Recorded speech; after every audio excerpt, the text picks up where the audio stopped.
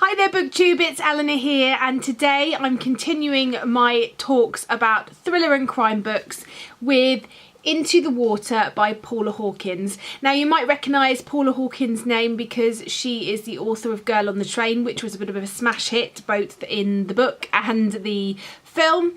I didn't read the book, but I did watch the film and I really enjoyed it. I was intrigued by this one particularly because it discusses a lot of issues which I thought were interesting, and I liked the premise about this sort of place, this river where women seem to be committing suicide, and where it has sort of ties to witchcraft and the witch trials. The first thing that you notice when you start reading this book is the multiple points of view.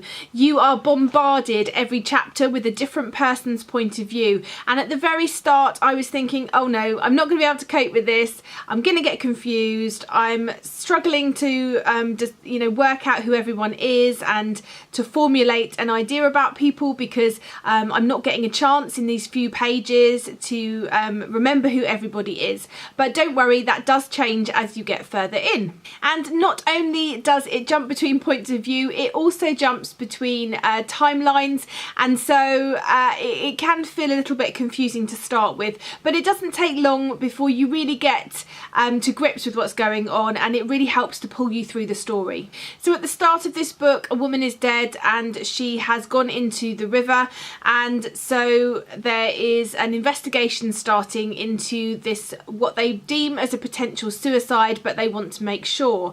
So we get the point of view of the woman's sister in the first instance. We also get the point of view of a boy who is a family member, and from what we can gather from his first talk with us is that somebody in his family has also recently, very recently, died in the river as well. So we sort of know that there is a backstory there.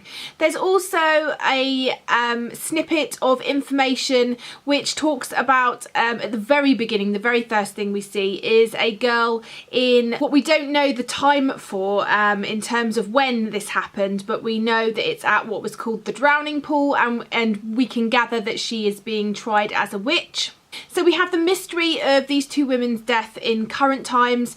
We are also discovering that the woman that has just died was writing a book about this sort of so-called drowning pool, or this place in the river where women seem to go and die. And so it sort of unravels. And what I think Paula Hawkins does really well with this book is she really manages to maintain that sense of mystery and the thrilling aspect of it. There were times where I had to stop reading when I was on my own and had to wait till the next day where I could read it so that I didn't feel uncomfortable, and she really manages to create that atmosphere, which I think is really important in a thriller. Once I was about 100 pages in, I'd got to grips with the multiple points of view. I kind of knew who everybody is, within the story. It really helped that there was short chapters, and this change of point of view really actually helped to pace the book and pull me through, because although it's set only over maybe a week, or maybe slightly longer, you are getting lots of people's backstory, so you feel you're getting a well-rounded view of everything that's going on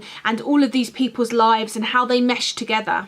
This book touches on a number of different things that may be triggering for some people. Obviously there's suicide in there, there's drowning, there's some alcohol abuse, there's dieting, there's rape, and I really enjoyed how rape was done with this, and how we look at rape and we also look at the issue of consent and what is consent. I really liked how the river in this was a real main focus for both the story and the people in it. It had this sort of central power. The river was almost something in itself, something living. I really enjoyed how it sort of focused our attention to both the mystery that is unravelling and also the backstories and things that were going on with all of these different people, and that had built up and led to the various consequences.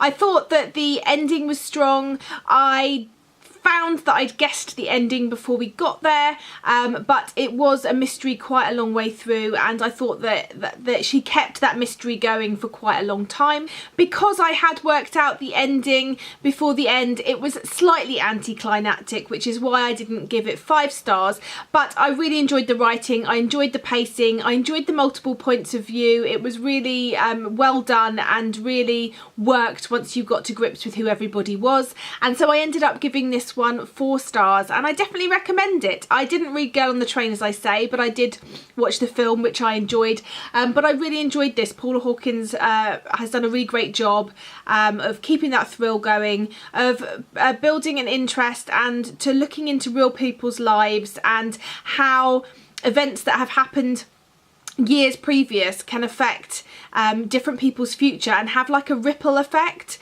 just like a river, but can have this ripple effect of you know, consequences for other people in your life. And yeah, she touched on some really important topics and I really enjoyed it. So as I say, I gave this one 4 stars and I definitely recommend it. So keep an eye out tomorrow for the next instalment of my Thriller Crime Week. Bye for now, BookTube.